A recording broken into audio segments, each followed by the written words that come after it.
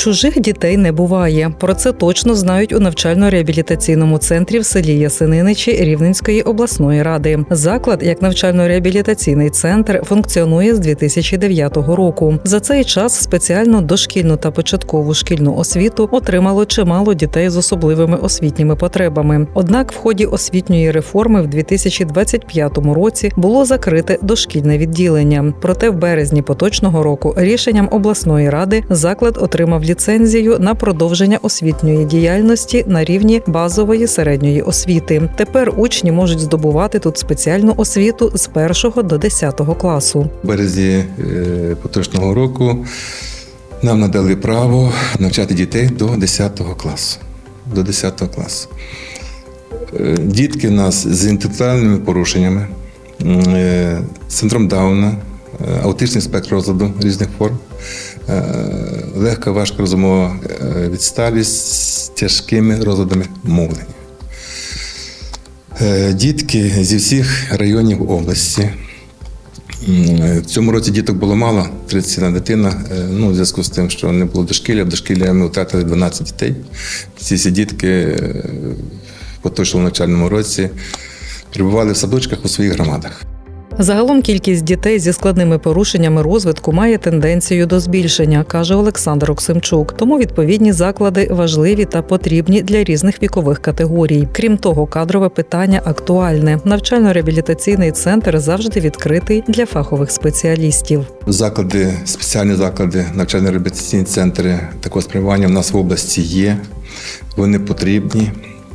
В першу чергу вони потрібні діткам. Якщо ми будемо думати про дитину, разом всі батьки, педагогічні колективи, вихователі, і дякуючи нашим власникам, а власником є Рівненська обласна рада, яка фінансує всю господарську діяльність нашу, енергоносії, зарплату, харчування. Держава фінансує, дає субвенцію педагогічному колективу на заробітну плату, а все інше дає область. В нашому закладі працюють вчителі, спеціалісти, хто логопед, дефектолог, вчитель-реабілітолог, вчитель фізичної культури. Це люди, які працюють сьогодні, це люди, які за багато років вже знають цю роботу, прикипіли до цієї роботи в цьому закладі, знають, як поводитися з нашими дітками, мають тісний зв'язок з батьками. Щоб працювати в нашому закладі, треба мати велике серце.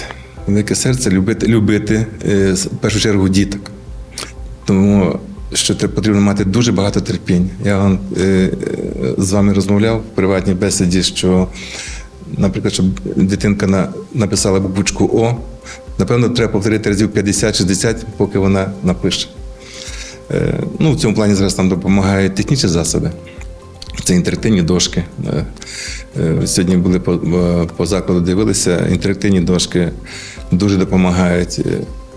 За рахунок чого наші дітки здобувають знання, якісь своїх емоцій. Діти запам'ятовують завжди все, коли в емоції, коли вона щось їм дуже сподобалося. І от в них це закарбовується там десь у пам'яті, відкладається. І так ми стараємося діток чогось навчити, а також адаптувати до суспільства, до соціуму нашого.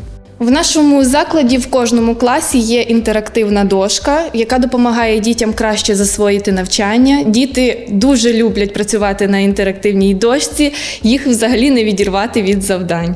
Батьки дуже задоволені результатом, тому що були випадки, коли вони ще раніше йшли від нашого закладу, то вони завжди казали, чому у вас немає того 5-6 класу, бо ми не хочемо від вас іти. Коли батьки побули в іншому закладі і через рік-два кажуть, ми не розуміли, як у вас було добре. Співпраця з батьками – це теж такий дуже вагомий внесок. Ми тут працюємо, стараємося, допомагаємо дитині, ми їх любимо як своїх, бо вони справді стають нашими. Ми до них привикаємо і більшу частину часу ми знаходимося на роботі. Ми знаходимося з дітками, і наші помічники вихователів і вночі з ними. Їх дуже сильно любимо. Спілкування з батьками – це ми тут навчаємо і хочемо, щоб нашу працю, наші ці такі досягнення батьки якби закріплювали вдома.